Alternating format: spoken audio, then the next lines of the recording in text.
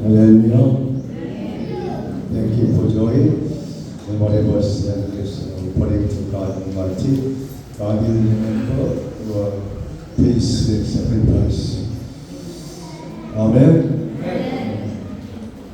Today I'm going to share the gospel about the three calamity and the threefold blessings. O karon, ang ayong balita ng atong pag-aamitan na buluhan o ang tulo ka kalamitan o ang tulo ka klase ng panalangin. So reading Bible, Genesis chapter 3, 15 to 19. Kung atong basahon sa atong mga Biblia sa Genesis Kapitulo 3, 15 abot sa 19. Genesis 3, 15 abot sa 19. Kung naan akong gumano magbasa, himuon kong magkaaway, ikaw ng babae, o mahimong kaaway, ang imong kaliwan, o ang iyang kaliwan. Tumukol niya ang imong ulo, o paakon mo usab ang iyang likod, o bingon siya sa babae. Dugangan ko ang imong kalisdanan, inig panamkon mo, o ang kasakit kay imong bation, inig panganak nimo. Apan bisan pa niini, mga duy ka gihapon sa imong panang, o siya mo ay magbuod kanimo. Yamingon siya sa lalaki, tungod kay nagpadating ka man sa imong asawa, o pikaon sa bunga sa kahoy ibilit ko kanimo. Mahimong tinudlo ang yuta tungod sa imong bibunan. Maghago ka pag-ayo sa tibok mong kinabuhi, una ka kinimuhati at imong abot, alam kanimo. Muturog sa yuta ang mga sampinit o mga sagbot, alam kanimo o magkaon ka sa mga bunga sa mga tanong sa kapatagan. Magpatulog ka sa imong singot o maghago pag-ayo. Una pa, mahagad kanimong abot ang yuta hangtod mo balik ka sa yuta nga imong gigikanan. Hindi mo kagikan sa yuta o sa yuta ka mo pauli. Amen. Amen.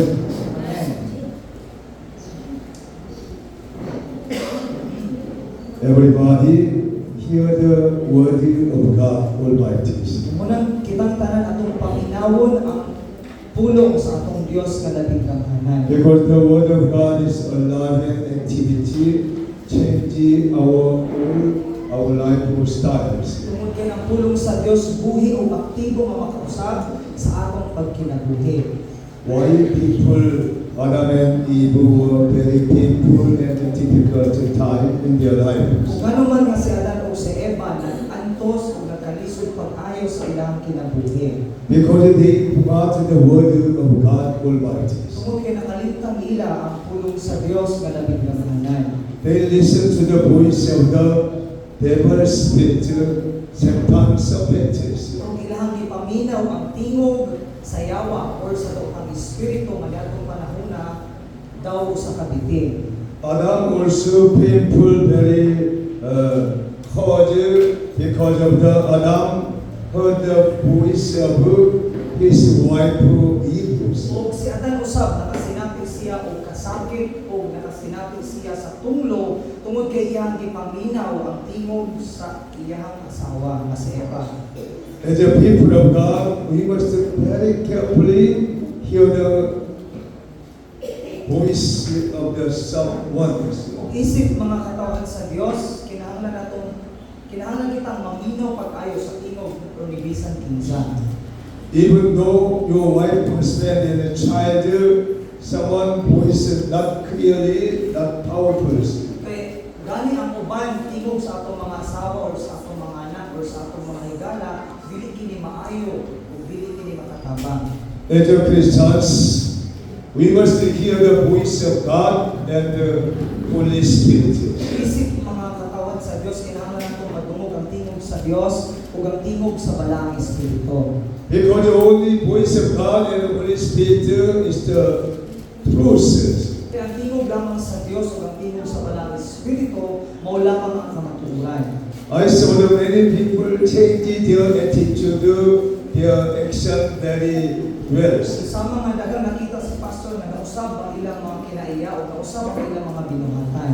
Why people change and discard and downcast in their life? Ano man nga mga tao, mga usab sila o mga madismaya o maluya sila sa ilang kinabuhi. Because they do not hear the voice of God and the Holy Spirit every day and night. Okay, wala na nila magdumog ang tingog sa Dios Diyos ug ang tingog sa Manang Espiritu adlaw ug gabi. Almighty God want to give us the new instruction and the new voice every day and the night. Gusto sa labing kamahalan nga Dios ug sa Manang Espiritu mahatagan kita og bag-ong sugo adlaw ug gabi. Because God loves so much you and I, all people of God. Sunod kay ang Ginoo na higugma kanimo kanako kanatong tanang mga katawan sa Dios. That's why we must be very carefully hear the word of God and the instruction of the churches. Walang kinahanglan ngayon nga ato ang mag-amping kita natong madungog ang tingog sa Dios ug ato sab sundon ang isugo sa simbahan. Why Almighty God planted the church everywhere around the world? Ano ang labing kamahalan nga Dios nagsugo man nga magtukod ta og simbahan sa tanang dapit sa kalibutan. Even though we have a Bible, but Almighty God want to teaching more clearly what shall they do as the people of God. Bisan og na tay mga Biblia apan ang labing kamahalan nga Dios gusto niya itudlo sa klaro kaayo ang pulong sa Dios sa mga katawhan sa Dios.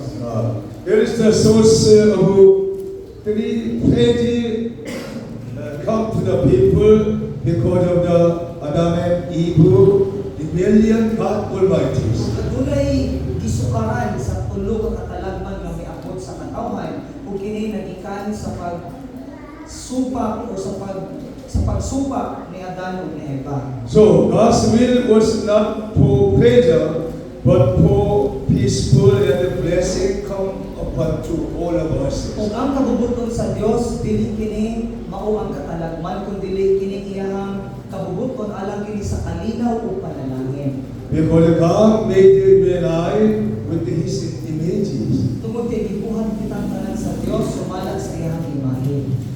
Genesis chapter 2 verse 8. Kung atong basahan sa itong mga Biblia sa Genesis kapitulo 2 versikulo 8.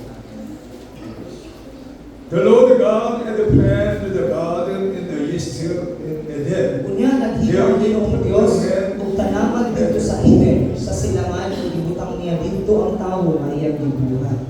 Almighty God prepared the garden of Eden and put the Adam and Eve there. Ang labing kamahalan nga Dios nag-andam siya og tanaman sa Eden ug tapos ni ana iyang gibutang si Adan ug si Eva para magpuyo dito. In the garden of Eden, everything was plentiful enough for them. So dito sa tanaman sa Eden, sangkap na sila sa kanilang ikinahanglan. Because God was with them. Tungod kay ang Ginoo nag-uban man kanila. Nowadays, we must learn the truth. When we trust in God Almighty and the Lord Jesus Christ teaching, we will be plentiful in our life. Kung karon sa mga adlaw, kinahanglan nato masabtan na kung kita mosalig lamang sa atong Dios nga labing kamahalan, mahimo gayud nga kita abundansya sa tanan natong gikinahanglan sa kinabuhi. For this world, we must believe in God from the heart very clearly. Kung aron mahitabo kini kinahanglan kita nga mosalig sa atong Dios sa kinasingkasing gayon. We must very clearly see God Almighty, hear the voice of God very carefully. Ang kinahanglan natong klaro nga makita ang atong labing kamahalan nga Dios kung madungog ang iyang tingog.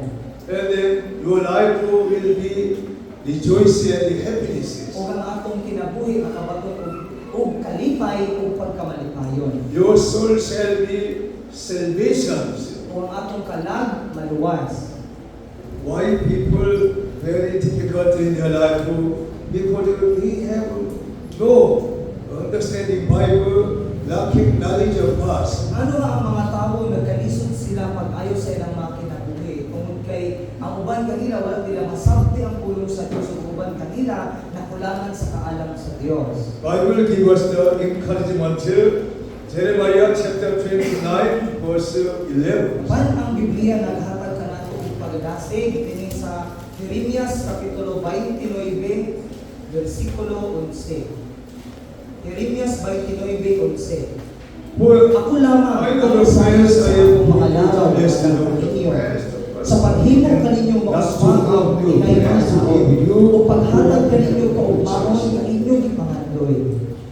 Almighty God, don't make any pleasure and sufferings. Ang labing kamahalan nga Diyos, dili siya gusto mabuhatag nato makatalagman, hindi siya gusto nga mag-antos ka pag-ayo. Almighty God's plan to prosper you and successful your life. Gani ang labing kamahalan nga Diyos, naglaom siya nga kita mahatagan niya o maayong kaugmaon kung kita magmauswagon sa atong kinabuhi. Almighty God give us the new plan about hope and vision for Himself. Kung ang labing kamahalan nga Diyos, maghatag siya ka na kung bagong mga plano o paglaom alang usab sa iyahang katinuan. That's why Almighty God called you and I as a member of church, as a disciple of Jesus Christ. Kung usab kini ang hinutan nga nung ang labing kamahalan nga Diyos, pagtawag ka nato, nga mahiusan kita diri sa simbahan, o mahimo kita usa ka miyembro o sakop ni Hesus Kristo.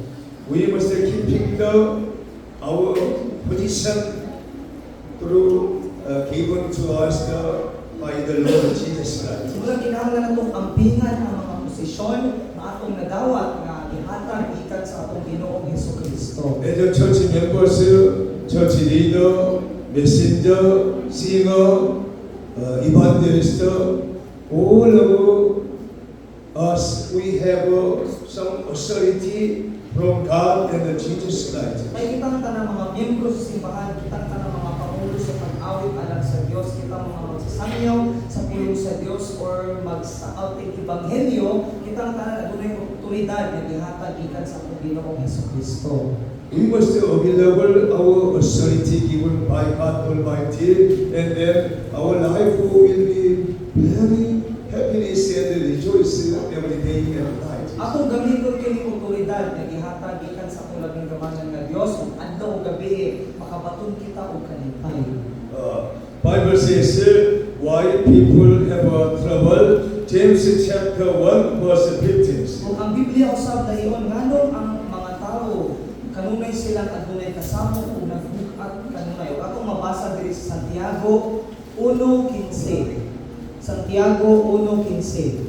Unya ang iyang daotang timuha, manabkon ug manganap og sala, ug ining kahingkod na sa sala, magdala kini kamatayon. Amen. After evil desire conceived in your life, it will give birth to sin, and then it will make you full of the discarded downcastness. Kuman moabot ang daotang timuha sa atong kinabuhi, magdala kini og kamatayon ug mahimo nga kita madismaya sa atong mga kinabuhi. That's why we must pray to God Almighty, remove cleansing our heart by the word of God and by prayer.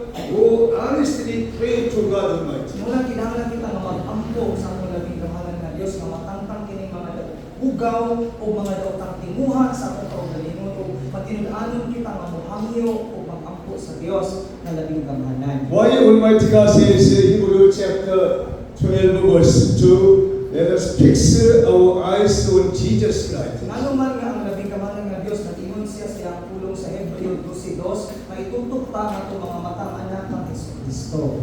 Because God loves all and I and protects all of His peoples. Tungod kay nahigugma ang Ginoo kanimo kanako ganan siyang proteksyonan ang iyang mga katawhan. When our eyes on fixed on Jesus Christ through Holy Bible, Holy Spirit, our life will be very prosperous and successful. Happiness will come to us. Unang ato mga mata matutok lamang kang Jesucristo pinagi sa pagtuon o pagbasa sa Biblia o sa pagtuman ini ang tanang kalipay o pagkamalinawon moabot sa atong kinabuhi.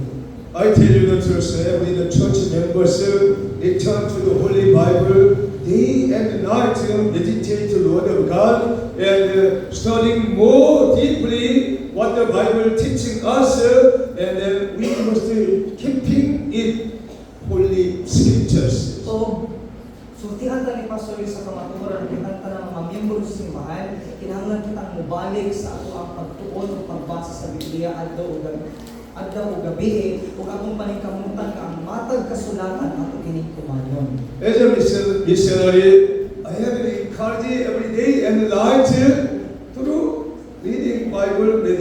Bible more deeply. So isip usab usa ka misyonaryo kuno ni siyang nagasig adlaw gabi sa diha nga magtuon siya sa pulong sa Dios sa dugang makalalong. There is no other ways except to the Bible. Wala na laing paagi gawas lamang sa Biblia. Everybody must return to the Holy Bible and meditate it and then practice it step by step. Mubalik kitang tanan sa pagtuon ug pagbasa sa Biblia ug atuang hinay-hinay ug tumanon ang tanan nga sulat dinhi.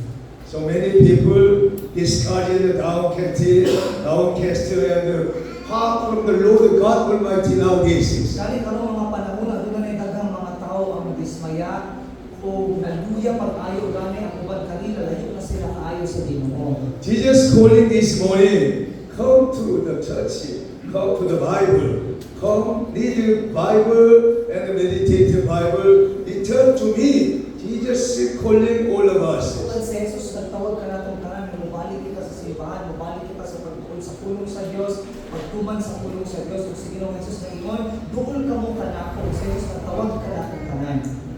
We must change our mind, turning point to the Word of God and the prayers. Atong usbon ang atong mga una-una, kinahanglan nga magbinak ko kita, pinaagi sa pulong sa Dios o sa pag-angko. I know there are some people follow the tradition and their forefathers and teachers. Kung nakabalo rin si Pastor nga din sa Pilipinas, magdadagang mga tao nga nagsunod sa naandan na tradisyon sa ilang mga katigulangan o sa ilang pang mga katigulangan. It is not completely help you. So dili paigo ang mga tabang kanato.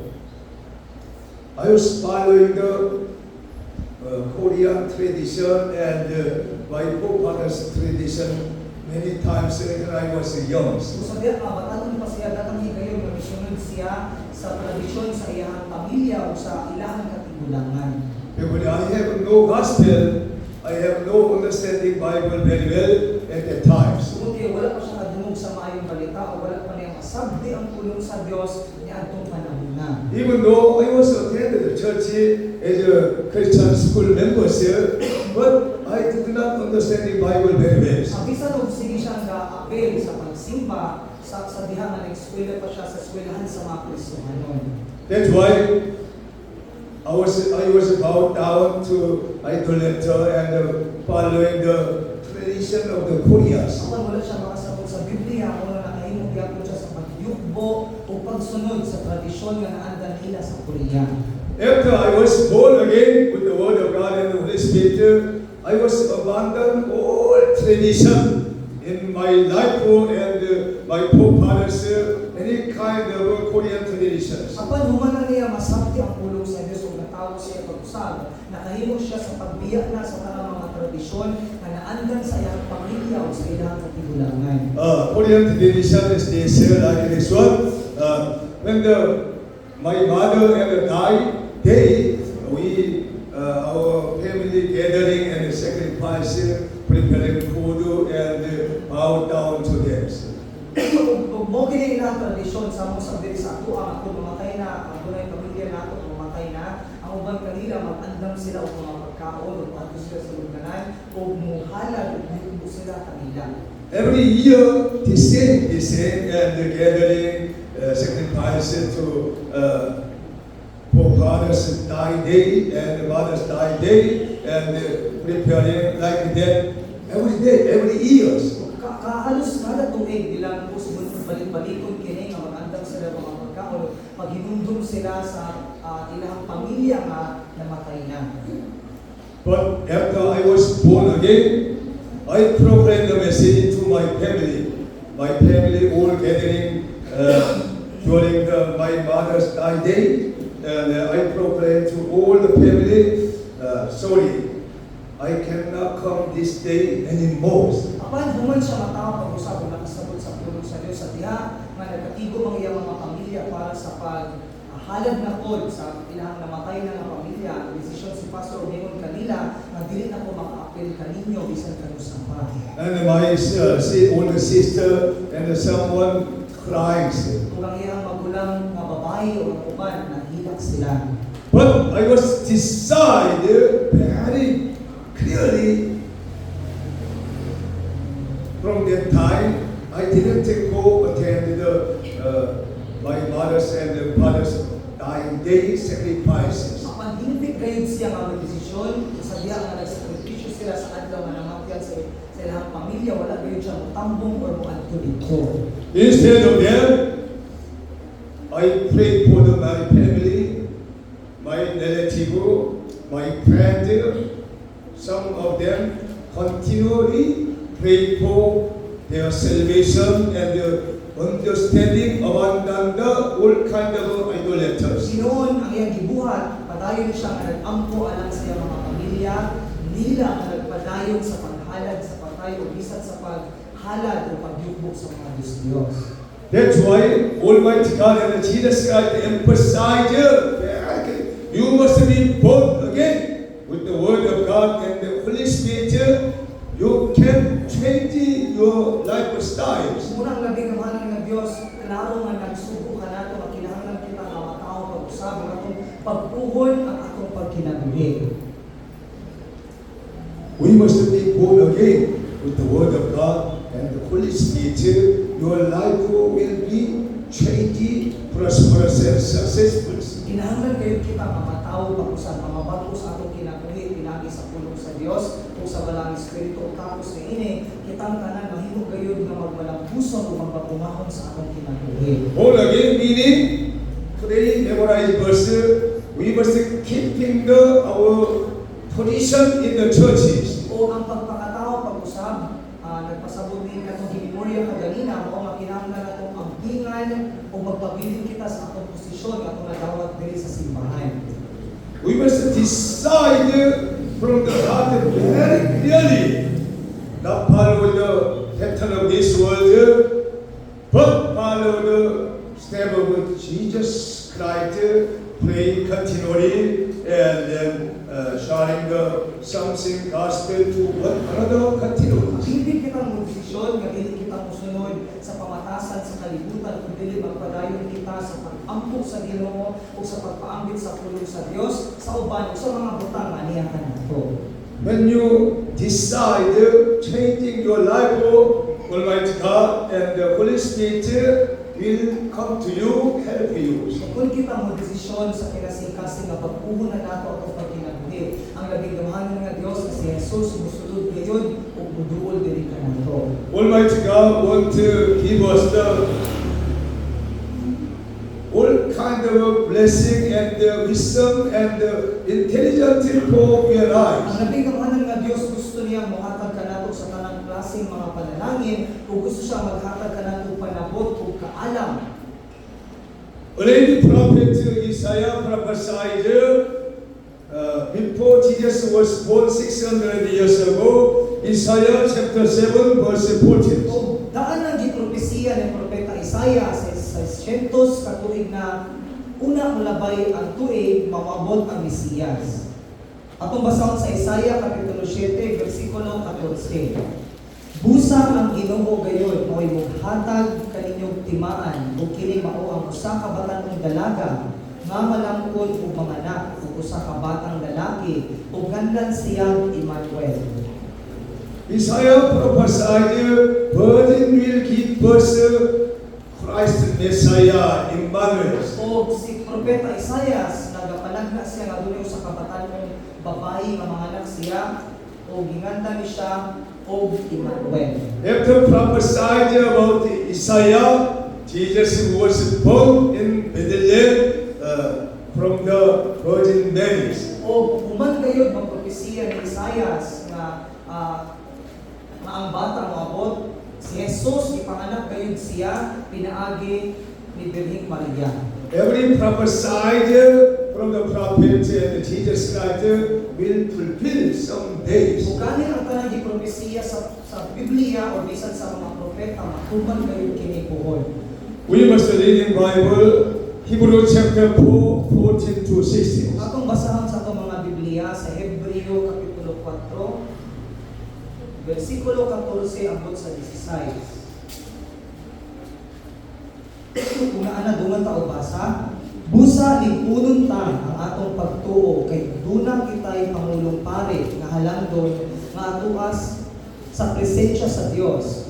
Siya mao si Jesus, ang anak sa Dios, ang atong pangulong pare, dili sama sa ubang pare nga dili mubating kaluoy sa atong mga kahuyan, kundi usa siya ka pangulong pare nga gitingkal sa tanang paagi. Sama ka nato apan walang gayon makasala. Busa dili kita magpanuo sa pagduol sa trono sa Dios. Diin anaa ang grasya. Dinha madawat nato ang kaluoy, ang grasya nga atong gikinahanglan. Amen. Jesus Christ came to the world as a high priest for sacrifice himself, shedding his blood for the forgiveness of our sins. Kung si Jesucristo miali siya diri sa kalibutan, isip usa ka pangulong pare, aron sakripisyo ang iyang kaugalingon ug ipaagas ang iyang dugo alang sa kapasayloan sa tanan natong mga kasalanan. Jesus made different ways. Ug si Jesucristo naghimo siya lain nga dalan. Before Jesus Christ, every people must bring the animal to the priest, and the priest slaughter the animal, sprinkle the blood for the forgiveness of their sins. Sa wala pa magpakatao maabot sa Jesucristo, sumala sa daang kasabutan, kailangan sila magdala og kahayupan o kinahanglan nila kinihatag sa pare o patyon kini sa pare o ipaula ang dugo aron mapasaylo ang ilang mga sala. But Jesus did not say, bring the animal for the forgiveness of your sins. Sa Jesus sa iyang kaugalingon ug sa iyang panahon, wala siyang nagingon nga magdala kita og kahayupan o ipaagas ang dugo para mapasaylo ang atong mga sala. Instead of the animal's sin, Jesus himself sacrificed on the cross, shedding his blood for the fulfilled law of God. There is no forgiveness without blood. Doon, imbis sa mga kahayupan, gihalad na Jesucristo ang iyang kaugalingon ug ipaagas ang iyang dugo aron mapasaylo ang atong mga sala. So wala sa gingon sa balaod, mapasaylo lang ang sala gawas kun kini ang paagasan ng dugo. That's why we must understand it. There's power in the blood of Jesus Christ, the Lamb of God, instead of any kind of animal's blood. Ang kinahanglan nato masabtan nga dunay gahom sa dugo ni Jesucristo, sa dugo sa karnero sa Dios ug wala na bisan unsa pa ang makahimo niini. We have received this wonderful message, and we have received not by our workers, but by the blood of Jesus Christ, we have been saved. Kung nidawat na nato ni maanindot kaayo nga mensahe o kita naluwas dili pinaagi sa atong pagkamaayo o sa atong mga paghago kundi dili pinaagi gayud sa grasya o pagsakripisyo ni Jesucristo. That's why Bible says, do not forget the grace of the Lord Jesus Christ, sacrifice for yourselves for the salvation of your souls. Muna maingon ang Biblia kanato nga dili nato kalimtan ang dakong grasya ni Ginoong Jesucristo nga nagsakripisyo siya alang sa atong kaugalingon ang usab sa pagluwas sa atong kaugalingon. Because of the Jesus sacrifice, when we believe in this word, we can enter the kingdom of heaven and wealth. Si Jesucristo nagsakripisyo kung ato kining tuuhan sa kinasingkasing, maluwas kita o makasulod kita sa ginharian sa langit. That's why the Bible says, believe in the Lord Jesus Christ. You and your whole household family shall be saved. Kung ang Biblia nag-ingon nga atong tuuhan sa Ginoong Jesucristo kay kita, laki pang atong tibuok panimalay o pamilya maluwas.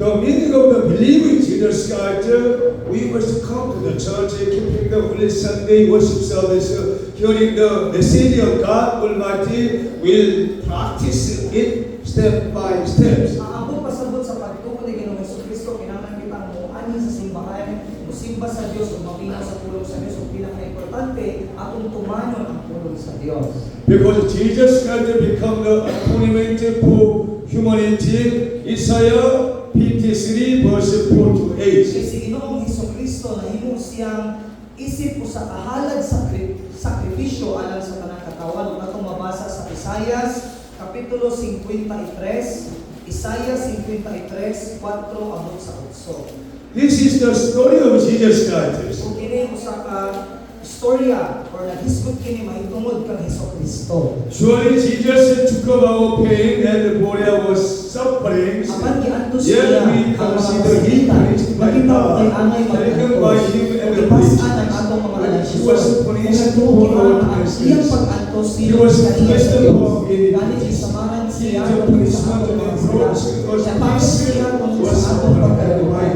Iantos niya ang kastigo nga mao'y nakaluwas kanako kung pinaagi sa iyang mga labod na maayo kita. Kitang tanan sama sa mga karnero nga nasalaag. Apan wala musubay sa usong dalan apan siya'y ginakdakan sa Ginoo sa kanantang kasalanan.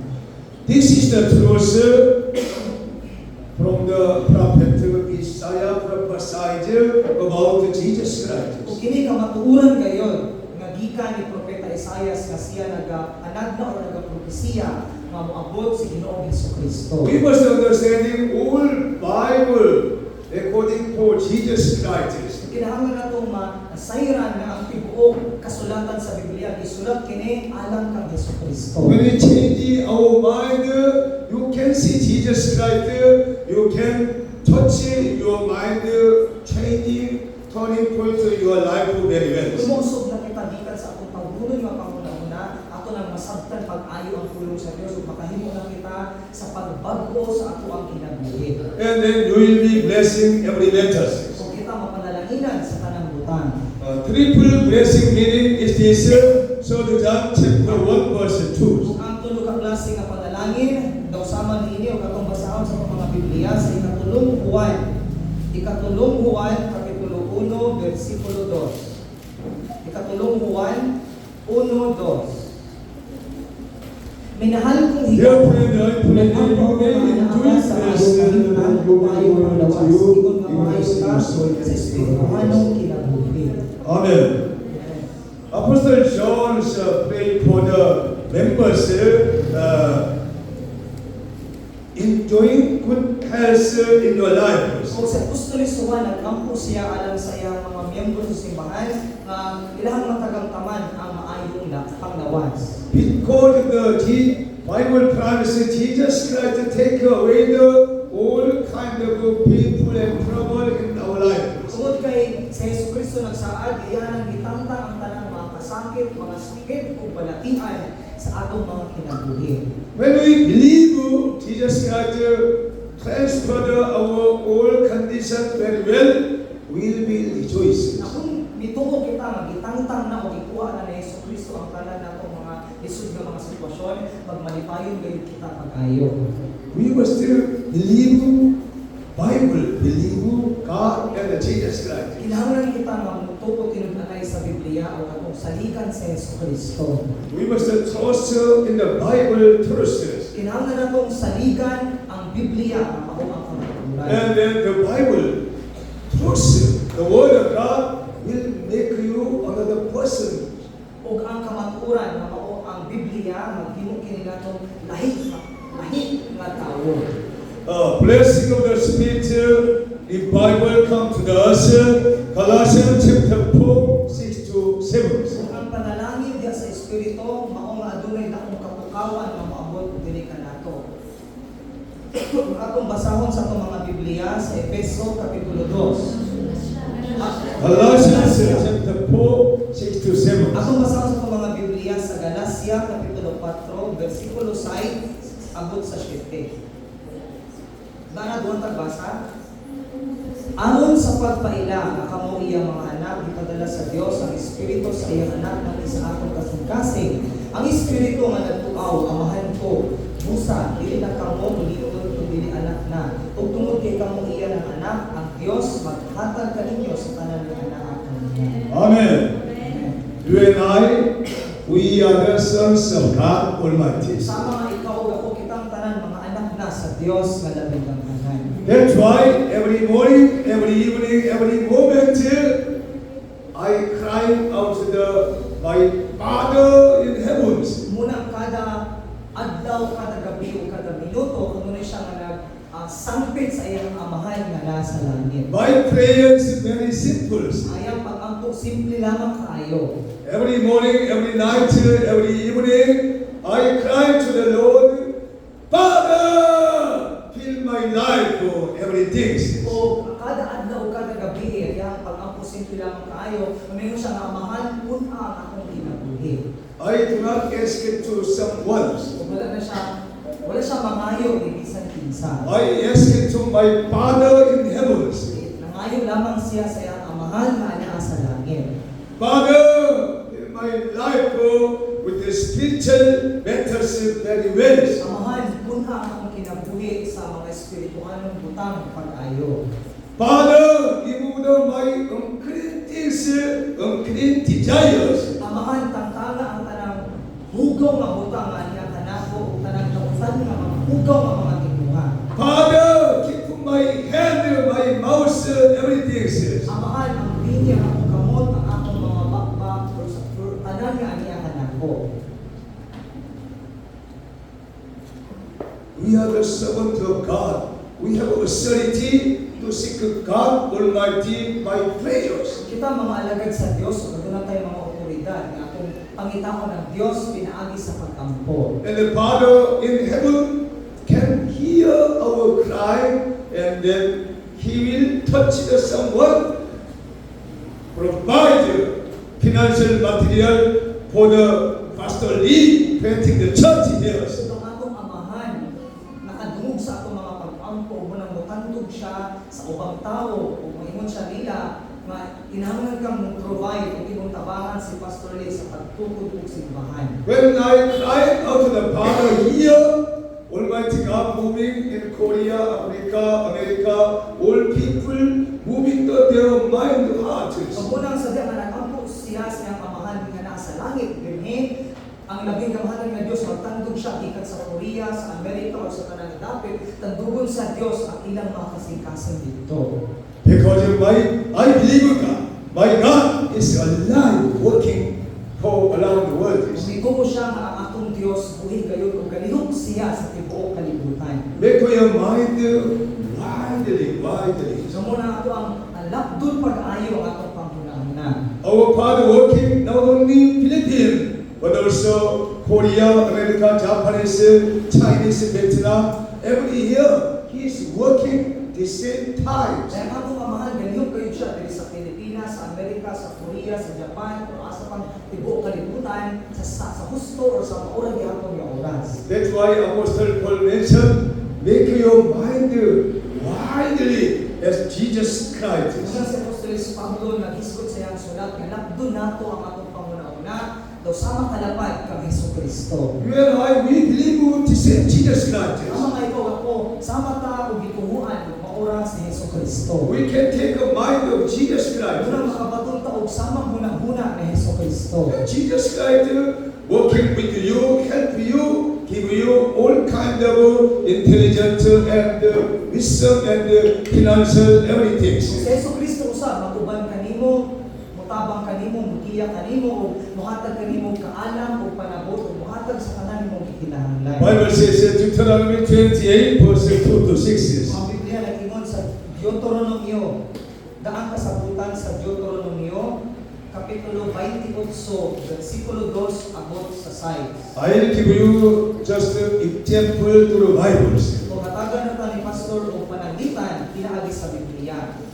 Deuteronomy 28 2 to 6 will read it Kung sa together. Deuteronomio, Kapitulo 28, sugod sa versikulo 2 abot sa 6. Una nagbunong tagbasa, kung pagpupulong ninyo sila, maangkon ninyo ang tanang panalangin, panalangin niya ang inyong kalusugan, Blessed in the family, the fruit of your womb will be blessed, and the crop of your land, and young of your livestock, the cattle of your herds, lamb of your flocks, your basket and your kneading troughs will be blessed. You will be blessed when you come in, and blessed when you go out.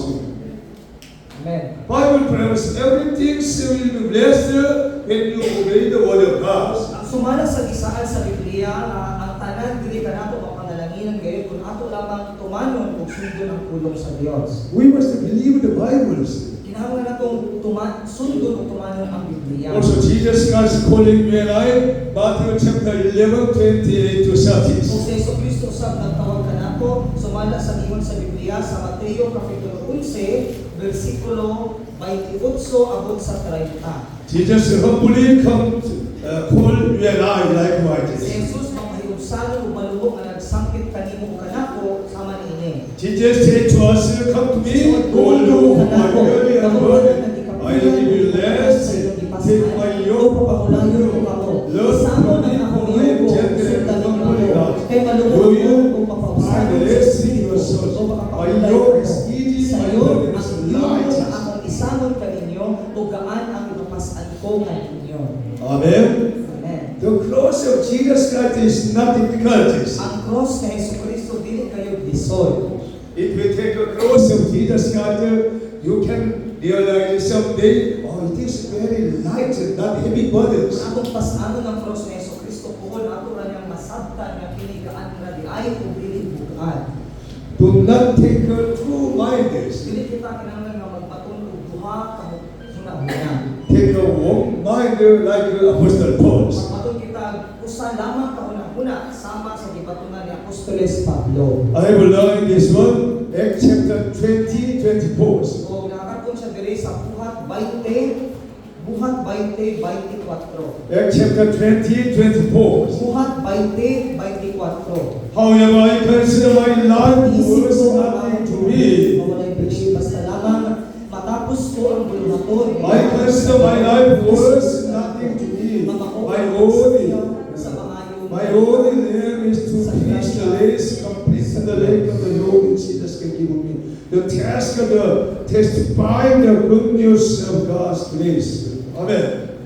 Apostle Paul compares like this one, very clearly compares like this one. Sa Apostoles Pablo, misugid siya, niini o klaro kaayo niya kini nga gisulti. And then Apostle Paul compares, I have been crucified with the Jesus Christ. Sa layo sa kabahin sa Apostoles Pablo ni mo ilansang na ako kauban kang Kristo Jesus. Continue comparison, I no longer live for myself. Ano siya nga dili na ako ang nabuhi.